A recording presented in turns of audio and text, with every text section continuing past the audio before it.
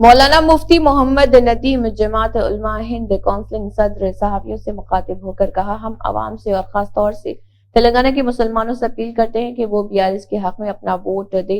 1992 के अंदर जब बाबरी मस्जिद की शहादत के 1 साल बाद बाबरी मस्जिद शहीद करवाया, कांग्रेस ने ताला खुलवाया, कांग्रेस ने सैकड़ों दंगे करवाए, कांग्रेस ने आज तक दंगाइयों को कोई सजा नहीं दी। और यही आपके एहसान जाफरी थे जो कांग्रेस के 3 मर्तबा एमपी रह चुके। जब उनको जिंदा जलाया जा रहा था तो किसी ने उनकी मदद नहीं की, तो हर जगह फसादात हुए। और कोरटला के अंदर खास तौर से यहाँ पर जो मुकाबला कांग्रेस का उम्मीदवार वो है जो बीजेपी के पास गया था टिकट लेने के लिए। जब बीजेपी ने टिकट इसको नहीं दिया तो कांग्रेस के संबल पर खड़ा हो गया। मतलब कांग्रेस का चेहरा है, बीजेपी का लिबास इसके पास, तो वो इसको वोट देने का मतलब नहीं, सीधा बीजेपी को वोट। इसलिए तमाम मुसलमानों से दर्दमंदाना अपील की गई है कि मिलकर बीआरएस को वोट देकर बीआरएस कैंडिडेट को जिताएं। हम आवाम से और ख़ास तौर से तेलंगाना के मुसलमानों से अपील करते हैं कि वो बीआरएस के हक़ में अपना वोट इस्तेमाल करें। क्यों अपना वोट इस्तेमाल करें? 2014 से 2023 तक अभी तक जो सरकारें चली है, इस सरकार ने मुसलमानों के वेलफेयर के लिए 12,000 करोड़ रुपए खर्च किए हैं और 1,20,000 से ज़्यादा बच्चे मुसलमानों के रेजिडेंशियल स्कूल में पढ़ रहे हैं। 2,70,000 बच्चियों की शादी मुबारक स्कीम के तहत शादी हुई है। 2,000 करोड़ से ऊपर का बजट है। 30,000 बच्चे एबराड के अंदर मुसलमानों के पढ़ रहे हैं जिनको सरकार ने 20-20 लाख रुपया दिया है। यहाँ सड़क अच्छी है, बिजली है, पानी है, तमाम सहूलतें मिल रही हैं। और सबसे बड़ी बात है कि 10 साल में कोई दंगा नहीं हुआ, कोई फसादात नहीं हुए, कर्फ्यू नहीं लगे। यही 93 के अंदर जब बाबरी मस्जिद की शहादत के 1 साल के बाद बाबरी मस्जिद शहीद करवाया कांग्रेस ने, शिलान्यास करवाया कांग्रेस ने, ताला खुलवाया कांग्रेस ने, सैकड़ों दंगे करवाए कांग्रेस ने, आज तक दंगाइयों को कोई सज़ा नहीं मिली। और यही आपके एहसान जाफरी थे जो कांग्रेस के 3 मरतबा एमपी रह चुके। जब उनको ज़िंदा जलाया जा रहा था तो किसी ने उनकी मदद नहीं किया, तो हर जगह दंगे हुए, फसादात हुए। केसीआर की सरकार दंगे से, फसादात से पाक है। और कोरटला के अंदर ख़ास तौर से यहाँ पर जो मुकाबला है बीजेपी वर्सेस बीआरएस का है। यहाँ कांग्रेस वोट कटुआ पार्टी है, यहाँ कांग्रेस बहुत ही कमज़ोर है। और यहाँ पर कांग्रेस का कैंडिडेट वो है जो बीजेपी के पास गया था टिकट लेने के लिए। जब बीजेपी ने टिकट उसको नहीं दिया तो कांग्रेस के सिंबल पर खड़ा हो गया।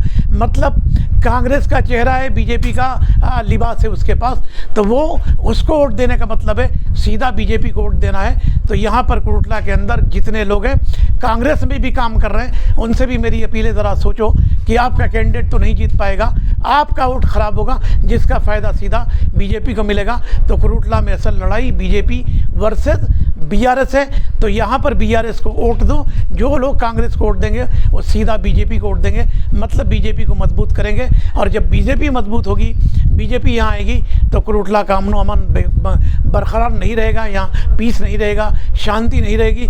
आज कोरटला देखिए कितना तरक्की कर गया है, और तरक्की कराने के लिए और कोरटला को आगे बढ़ाने के लिए बीआरएस के कैंडिडेट को वोट दीजिए। और कांग्रेस को जो लोग वोट देंगे सीधा वो बीजेपी को वोट देंगे। इसलिए तमाम मिलकर के बीआरएस को वोट दे करके बीआरएस के कैंडिडेट को जिताएं। ये तेलंगाना में इलेक्शन होने जा रहे हैं। तेलंगाना केसीआर साहब जिस तरह जद्दोजहद करके तेलंगाना को हासिल किया और 10 साल के अंदर वो तरक्याती काम किए हैं कि तेलंगाना आज पूरे भारत के लिए, डेवलपमेंट के लिए, अमन के लिए, पीस के लिए, एजुकेशन के लिए एक आदर्श बना हुआ है। और सबसे बड़ी बात गंगा जन्म तहजीब यहाँ चल रही है। ऐसे में इस इलेक्शन में सबकी जिम्मेदारी है कि केसीआर साहब के हाथ को मजबूत करें।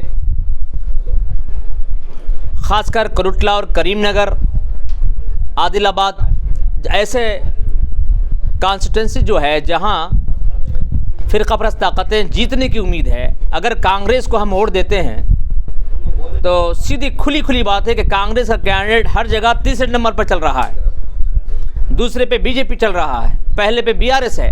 अगर हम तीसरे को कितनी कोशिश करें, सारे मिलकर भी तीसरे आदमी को, कांग्रेस को ऊपर लाने की कोशिश करेंगे तो हमारे वोटों से जीतने वाला नहीं है। तो लामोहल्ला होगा क्या? कांग्रेस को और जो जा रहा है उसको दूसरे नंबर पे ला सकता है, पहले पे नहीं ला सकता है, लेकिन दूसरे नंबर वाला पहले पे चले जाएगा, बीजेपी सीधा सीधा नंबर 1 आ जाएगी।